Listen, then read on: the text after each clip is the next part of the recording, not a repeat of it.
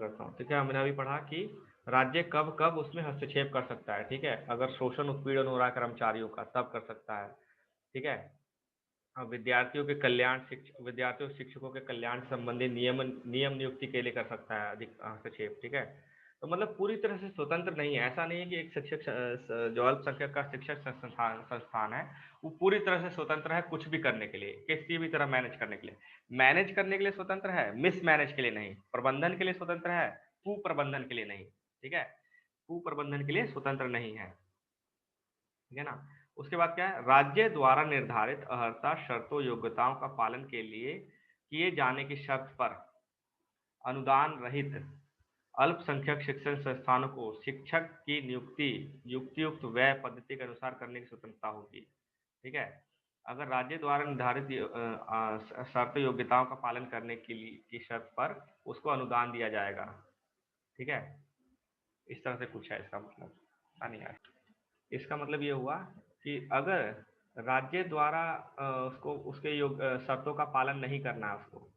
ठीक है, जो अनुदान रहित जो शिक्षक संस्थान है वो अपनी मर्जी से कर सकते हैं, किसी की शिक्षकों की नियुक्ति या ये सब चीजें कर सकते हैं। ठीक है ना, ये लिखा हुआ है इसका मतलब कि राज्य द्वारा निर्धारित अर्हता शर्तों योग्यताओं का पालन किए जाने की शर्त पर अनुदान रहित, मतलब अगर ये राज्य ने जो शर्तें निर्धारित की गई हैं उनका पालन करने पर अनुदान रहित जो जिनको अनुदान नहीं दिया जा रहा वो शिक्षक संस्थान अपनी मर्जी से नियुक्ति कर सकते हैं। ठीक है, अगर वो इन चीजों का पालन कर रहे हैं तो। उसके बाद क्या लिखा गया, राज्य द्वारा सहायता के विस्तार से, अगर राज्य द्वारा सहायता के विस्तार से अल्पसंख्यक शिक्षण संस्थानों हैं जो संस्थान है उनकी प्रकृति और चरित्र नहीं बदलता। ठीक है, अगर राज्य किसी को सहायता दे रहा है और उसकी सहायता से कोई अल्पसंख्यक संस्थान विस्तारित हो रहा है, बढ़ रहा है, तो उसकी प्रकृति और चरित्र पे कोई बदलाव नहीं आएगा, वो अल्पसंख्यक शिक्षक संस्थान ही रहेगा। राज्य की ओर से सहायता राशि के समुचित उपयोग की शर्त रखी जा सकती है। राज्य अपनी तरफ से शर्त रख सकता है कि मैं अगर आपको 25 लाख रुपए दूंगा इस साल तो आपको क्या क्या चीजें करनी होंगी तभी मैं आपको ये पैसा दूंगा। ठीक है, लेकिन अनुच्छेद 30(1) में प्रदत्त अधिकारों का बिना शिथिल किए, उनका बिना उल्लंघन किए। ठीक है, तो ये सब आपके आर्टिकल 30 के अंदर दिए गए हैं। अब है संविधानिक उपचारों का अधिकार। अब देखो 31वां गायब है यहाँ से और ये सीधा 32वां आर्टिकल है, 30 के बाद 32वां आर्टिकल आ गया। ठीक है ना, संवैधानिक उपचारों का अधिकार। तो मूल अधिकारों की संवैधानिक घोषणा तब तक अर्थहीन, तर्कहीन और शक्ति विहीन है, मतलब मूल अधिकारों की सिर्फ घोषणा करना ही काम लायक, काम भर नहीं है, वो अर्थहीन रहेगी, तर्कहीन रहेगी, शक्ति विहीन रहेगी जब तक कि कोई प्रभावी मशीनरी उसे लागू करने के लिए ना हो। अगर लागू ही नहीं किया जा रहा उसको, मान लो आपको बोल दिया कि बोलने का अधिकार है, लेकिन अगर कोई रोक रहा है आपको बोलने से और इसके लिए कुछ प्रावधान नहीं दिए गए हैं, आपको कुछ सुरक्षा नहीं दी गई है कि अगर मेरे को बोलने से रोके तो मैं क्या करूंगी या क्या करूंगा, तो बेकार है ना वो अधिकार, कोई फायदा ही नहीं है, तर्कहीन हो गया। इसीलिए कोई मशीनरी जरूरी है उसको लागू करवाने के लिए। इस तरह अनुच्छेद 32 संवैधानिक उपचार का अधिकार प्रदान करता है। उपचार मतलब इस चीज का उपचार करता है कि अगर रोका जाएगा कुछ चीज के लिए तो आप कैसे उसका उपचार करोगे, अगर आपके मौलिक अधिकारों को रोका जाएगा तो उस अधिकारों का क्या करोगे। दूसरे शब्दों में क्या कहा गया है, मूल अधिकारों के संरक्षण का अधिकार स्वयं में ही मूल अधिकार है, मतलब जो भी आपके अधिकार है उसकी रक्षा करने का अधिकार भी एक मूल अधिकार है। यही व्यवस्था मूल अधिकारों को वास्तविक बनाती है। इसीलिए डॉक्टर अंबेडकर ने अनुच्छेद 32 को संविधान का सबसे महत्वपूर्ण अनुच्छेद बताया, एक अनुच्छेद जिसके बिना संविधान अर्थविहीन है। यह संविधान की आत्मा और हृदय है। किस आर्टिकल को संविधान की आत्मा हृदय बताया गया, 32 को। ठीक 32 है, को। उच्चतम न्यायालय ने व्यवस्था दी कि अनुच्छेद 32 में संविधान की मूल विशेषताएं हैं।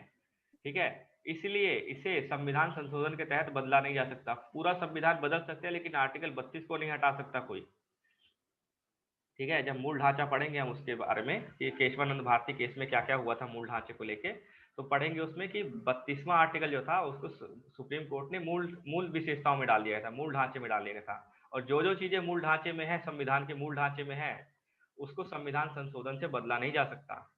ठीक है, तो आर्टिकल 32 भी मूल ढांचे में ही आता है।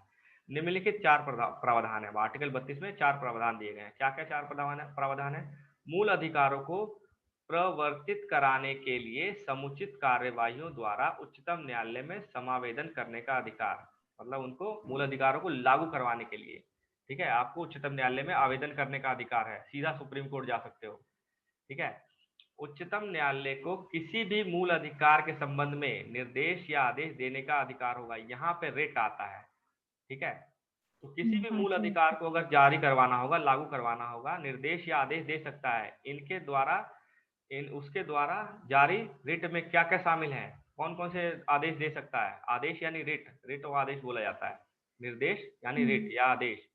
तो इसमें क्या है, बंधी प्रत्यक्षीकरण, परमादेश, प्रतिषेध, उत्प्रेषण एवं अधिकार परीक्षा, ये बहुत ही इंपॉर्टेंट है, ठीक है। इसमें एक एक चीज याद करना पड़ेगा, क्या क्या इसका मतलब क्या होता है, इसका मतलब क्या होता है, आगे पढ़ेंगे रिट्स तो आएगा, ठीक है ना। अभी सिर्फ इतना ही पढ़ो कि जो रिट्स मूल अधिकारों को अगर लागू करवाना है उसको, तो आदेश देता है, उन आदेश को रिट बोलते हैं। कौन कौन सी रिट होते हैं, बंदी प्रत्यक्षीकरण, परमादेश, प्रतिषेध, उत्प्रेषण और अधिकार परीक्षा, मतलब 5 रिट दे सकता है। संसद को भी यह शक्ति प्राप्त है कि वह किसी अन्य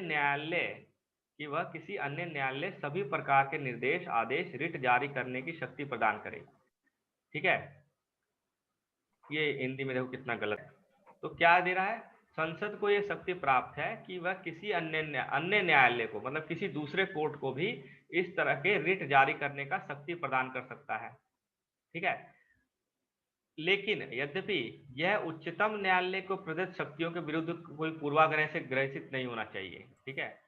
उच्चतम न्यायालय ने सुप्रीम कोर्ट की जो शक्तियां हैं उसके अगेंस्ट नहीं होना चाहिए सब, ठीक है। यहाँ लिखा, जो अन्य न्यायालय लिखा हुआ है, इस वर्ड का मतलब है ना तो उच्चतम न्यायालय और ना ही उच्च न्यायालय, उनको छोड़ के कोई दूसरे न्यायालय को दे सकता है, ठीक है। मान लीजिए डिस्ट्रिक्ट कोर्ट है कोई पटना में, पटना के डिस्ट्रिक्ट कोर्ट को भी दे सकता है कि हाँ आप रिट जारी कर सकते हो, ठीक है। या इलाहाबाद हाई कोर्ट को बोल सकता है कि रिट जारी करो, या किसी high court, sorry high court छोड़ के डिस्ट्रिक्ट कोर्ट किसी दूसरे न्यायालय को बोल सकता है कि आप रिट जारी कर सकते हो, ठीक है। तो इसके अब आदेश पे ही हो सकती है ना, हाई कोर्ट के आदेश पे ही ना, नहीं, क्या बोल रहे हो, या क्या संसद? समझ रहे हो, संसद को शक्ति प्राप्त है ना जी, संसद को शक्ति प्राप्त है, संसद ये बोल सकता है।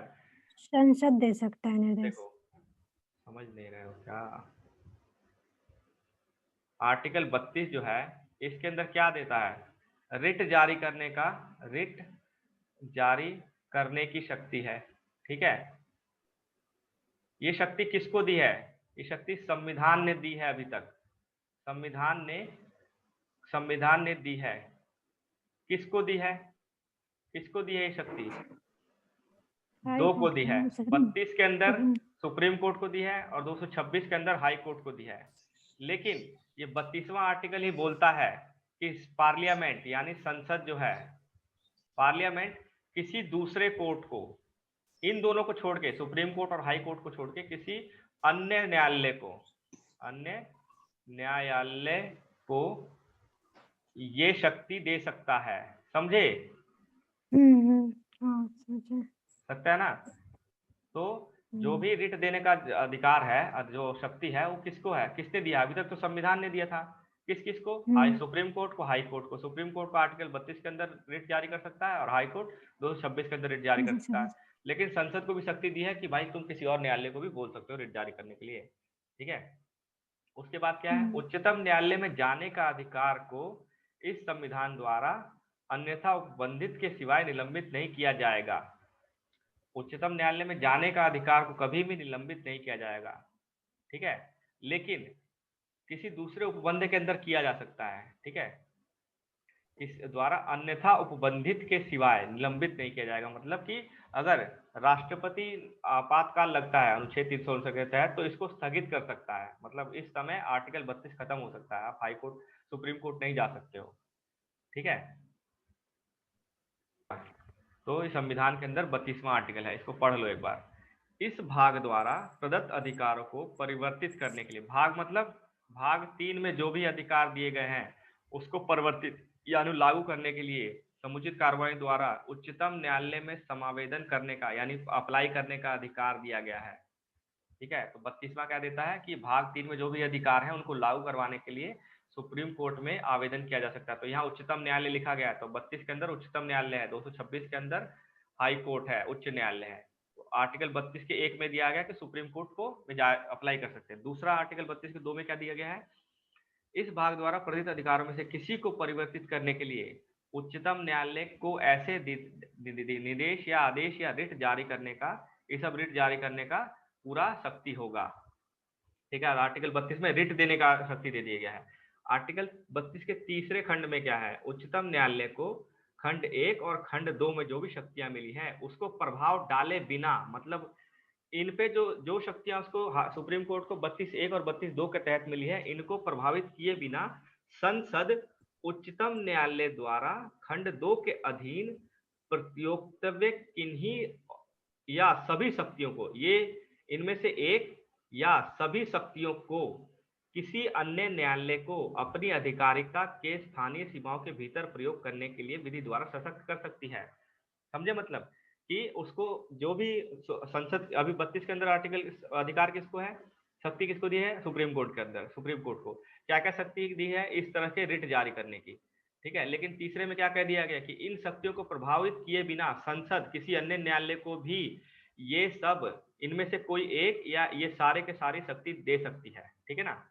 इसके बाद चौथा क्या है, इस संविधान द्वारा अन्यथा उपबंधित के सिवाय इस अनुच्छेद द्वारा प्रत्याभूत अधिकार निलंबित नहीं किया जाएगा। ठीक है, यह अधिकार निलंबित नहीं किया जाएगा।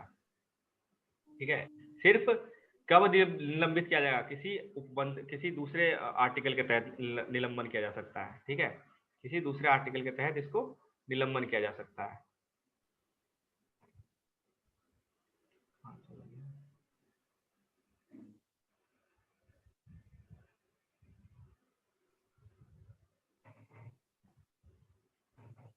ठीक है ना। इस तरह यह स्पष्ट है कि उच्चतम न्यायालय नागरिकों के मूल अधिकारों का रक्षक और गारंटी देने वाला है। ठीक है, उच्चतम न्यायालय ही गारंटी देता है, रक्षा कौन करता है, उच्चतम न्यायालय। इससे अब क्वेश्चन आता है कि मौलिक अधिकारों की रक्षा की गारंटी कौन देता है, प्रेसिडेंट, प्राइम मिनिस्टर, उच्चतम न्यायालय या कोई और। ठीक है, तो उच्चतम न्यायालय आ जाएगा। ठीक है, हाई कोर्ट भी अगर है तो दोनों हो जाएगा। इसे इस अच्छा, प्रयोजन दोनों के हो हेतु, जाएगा। हाँ तो 226 के अंदर वो रेट ऑप्शन दे सकता है ना, अगर ऑप्शन है तो दोनों देना पड़ेगा। ठीक है, इस प्रयोजन के हेतु मूल और विस्तृत शक्तियां प्राप्त है। मूल मतलब बेसिक शक्तियां हैं इसको, उच्चतम न्यायालय को, और विस्तृत शक्तियां, बहुत ज्यादा शक्तियां हैं। अधिकारों के हनन पर कोई व्यक्ति बिना अपीली प्रक्रिया के उच्चतम न्यायालय में जा सकता है, मतलब वो बिना किसी छोटे निचली कोर्ट में जाए बिना सीधा उच्चतम न्यायालय में जा सकता है। विस्तृत किस लिए है, मूल किस लिए है कि डायरेक्ट जा सकते हो आप सुप्रीम कोर्ट में। ठीक है ना, ओरिजिनल है उसकी पावर। ठीक है, एक होता है अपीली शक्तियां, एक होता है मूल शक्तियां। तो ये मूल शक्तियों में आता है इसके, मतलब डायरेक्ट जा सकते हो सुप्रीम कोर्ट बिना अपीली प्रक्रिया के, यानी बिना निचली कोर्ट में जाए बिना सीधा जाओ ऊपर कोर्ट में। ठीक है, जैसे अगर मर्डर का केस होता है, अगर मान लीजिए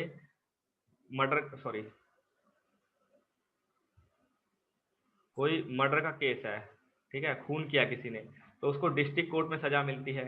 ठीक है, डिस्ट्रिक्ट कोर्ट सजा मिलेगी तो फिर उसके अप्लाई, अगर उसे मान लो फांसी मिल गई तो कहाँ जाएगा, हाई कोर्ट पे जाता है, अपील करता है। हाई कोर्ट से भी उसको सुनवाई नहीं होती तो कहाँ जाता है, सुप्रीम कोर्ट में जाता है। इस तरह जाता है, सुप्रीम कोर्ट में डायरेक्ट नहीं जा सकता वो। ठीक है, मर्डर किसी का हुआ है तो वो डायरेक्ट यहाँ से यहाँ नहीं जा सकता, यहाँ से यहाँ भी नहीं जा सकता, डायरेक्ट यहाँ से ही यहाँ जाएगा। लेकिन आर्टिकल 32 के केस में ना तो उसको डिस्ट्रिक्ट कोर्ट जाना है, ना उसको हाई कोर्ट जाना है, सीधा वो सुप्रीम कोर्ट जा सकता है। ठीक है, तो मूल अधिकार में, इसके मूल शक्तियों में आता है ये मूल। ठीक है, अपीली प्रक्रिया नहीं होगी, ये अपीली प्रक्रिया है सारी की सारी, तो अपीली प्रक्रिया के बिना सीधा जा सकता है। और विस्तृत किस लिए है कि कोई सीमा ही नहीं है इसकी।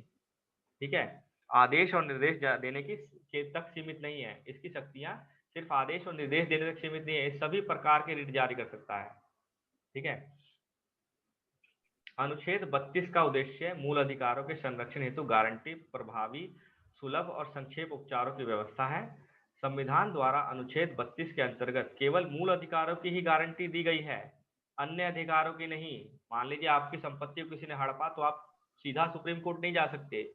ठीक है, आपको डिस्ट्रिक्ट कोर्ट जाओ, सिविल कोर्ट जाओ, फिर हाई कोर्ट जाओ, फिर सुप्रीम कोर्ट जाओ। ठीक है, इस तरह से होता है। तो मूल अधिकारों की ही गारंटी दे रहा है, सबकी सारे अधिकारों की नहीं। जैसे कि गैर मूल अधिकार जो होते हैं, असंवैधानिक अधिकार होते हैं, लौकिक अधिकार, तो इनकी नहीं दे रहा है गारंटी आर्टिकल 32। अनुच्छेद 32 के अनुसार मूल अधिकारों का हनन इनके प्रयोग की अनिवार्य शर्त है। दूसरे शब्दों में अनुच्छेद 32 के तहत उच्चतम न्यायालय मूल अधिकारों से संबंधित मामलों पर प्रश्न नहीं उठा सकता। उच्चतम न्यायालय मूल अधिकारों संबंधित मामलों पर प्रश्न नहीं उठा सकता। अनुच्छेद 32 केवल इसलिए प्रयुक्त नहीं किया जा सकता कि केवल कार्यपालिका आदेश या विधायिका की संवैधानिकता का निर्धारण किया जा सके।